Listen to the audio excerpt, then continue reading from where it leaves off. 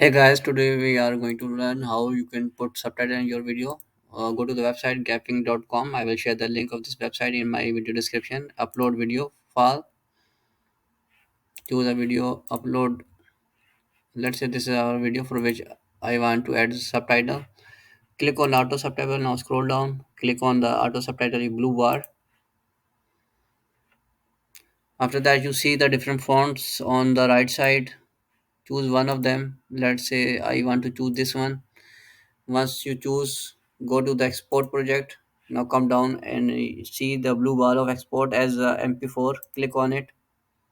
It will take 1 minute almost to process it. Once the process is complete, you can download this MP4 file.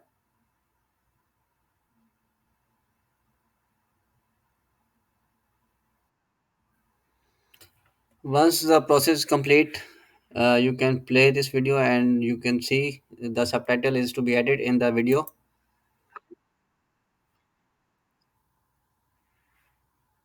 Yeah, this is done.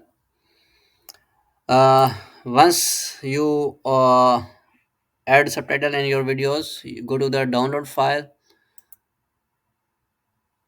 Now the download is ready. That's all from my side.